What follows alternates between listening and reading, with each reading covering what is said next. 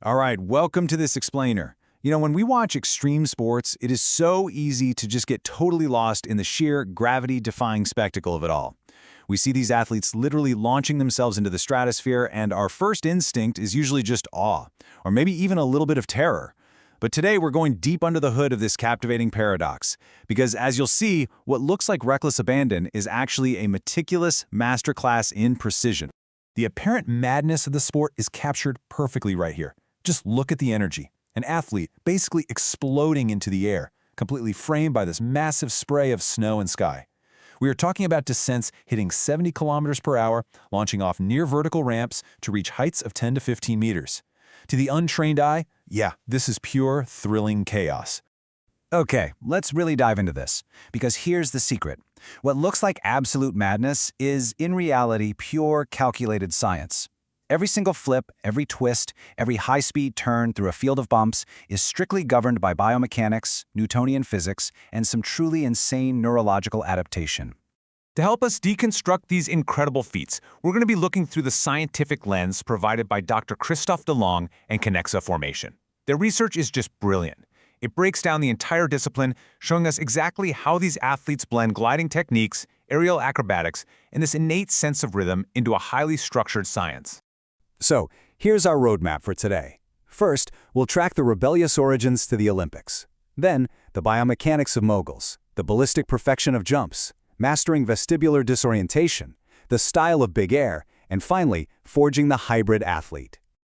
Let's kick things off with Section 1, Rebellious Origins to the Olympics, the Evolution of a Counterculture. Picture this. It's the 1960s in the US, and traditional alpine skiing was viewed by a lot of folks as just way too rigid. This frustration sparked the hot dogging movement. It was this highly creative, rule-breaking philosophy where skiers just used natural bumps and improvised ramps to totally express themselves. It was purely underground until 1979 when the International Ski Federation finally officially recognized it. But the real game changer? That happened in 1992 when moguls became a full-blown Olympic event in Albertville. And man, that Olympic momentum hasn't stopped, bringing in newer events like big air all the way up to 2022. Moving right along to Section 2, Biomechanics of Moguls, the Ultimate Tests of Dissociation. Now this breakdown is totally fascinating because it shows us exactly what mogul skiing values. When you watch it on TV, it kind of looks like a sheer chaotic race to the bottom, right? But look at how it's actually scored. A massive 60% of the score is dedicated purely to turn technique, specifically how fluidly the athlete absorbs those huge bumps. Pure speed is only 20%, and the two mandatory jumps make up the last 20. So technical absorption heavily outweighs raw velocity. And to achieve that level of absorption, the skier's body is put under absolutely intense stress. Think of their legs acting like these highly sophisticated hydraulic shock absorbers. Get this. Their ankles detect ground irregularities in just 20 milliseconds. 20 milliseconds! That is mind-bogglingly fast. Meanwhile, the knees are performing these ultra-fast eccentric contractions, and the hips are desperately stabilizing the pelvis against some incredibly violent oscillations. Here is where it gets wild. At speeds of 70 to 80 kilometers per hour, your conscious visual system is simply too slow to process every single bump on the slope. The athlete is literally moving faster than conscious thought, so they are forced to rely entirely on proprioception and spinal reflexes, which trigger physical responses in just 30 to 50 milliseconds. The cerebellum and the basal ganglia just take the wheel, managing all these complex movements without any input from the conscious cortex. It's subcortical dominance at its absolute finest. All right, Section 3, Ballistic Perfection of Jumps, Newtonian Physics in Action. Let's slow the pace down for a second and suspend our athlete up in the air. Once the skier launches off that near-vertical, 65 to 70-degree ramp, their entire trajectory is dictated by three strict ballistic variables. First up, initial speed. They approach at 55 to 65 kilometers per hour, and even a tiny 5 kilometer per hour variation will change their jump height by over a meter. Second is takeoff angle. Just a 2-degree variance completely alters their flight path.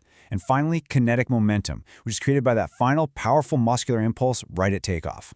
Now, how they manage that kinetic momentum is everything. According to the laws of physics, the total amount of rotation has to remain constant once they leave the ramp. So if the skier wants to spin incredibly fast, we're talking up to a dizzying 500 degrees per second, they adopt a tight, tucked position. This shrinks their moment of inertia, which instantly accelerates the spin. When they need to slow down to land, they just open their body up. They are literally manipulating physics in real time, mid-air. Which leads us perfectly into Section 4, Mastering Vestibular Disorientation, Surviving the Spin. So all that spinning creates a massive neurological crisis for the human body. It's a battle of the inner ear versus the brain's internal clock. The inner ear's semicircular canals are filled with fluid designed to detect rotation. But at these extreme speeds, that system becomes completely saturated. It basically crashes, creating severe vertigo. Since the inner ear fails them, the athlete has to rely on the cerebellum. Through tens of thousands of repetitions, the brain develops this flawless internal clock. It just intuitively knows that a triple flip takes exactly 1.4 seconds. But they don't just rely on timing. They use a brilliant visual trick to survive the spin called spotting.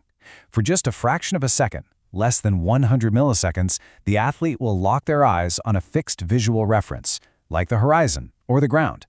In less than a tenth of a second, they visually recalibrate their entire spatial reality so they know exactly where they are in the sky.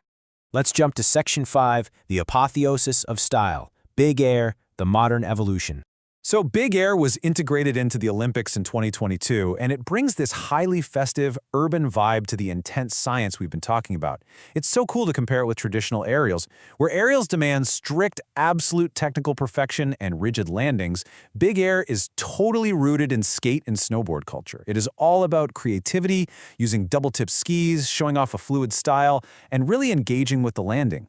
In Big Air, style isn't just an afterthought, it's a major criteria for the judges. And the ultimate flex of that style and spatial mastery is the grab, actually catching the ski midair. There are tons of variations. You've got the mute grab, the Japan grab where they reach behind the thigh, the tail grab, or the critical grab, right between the bindings.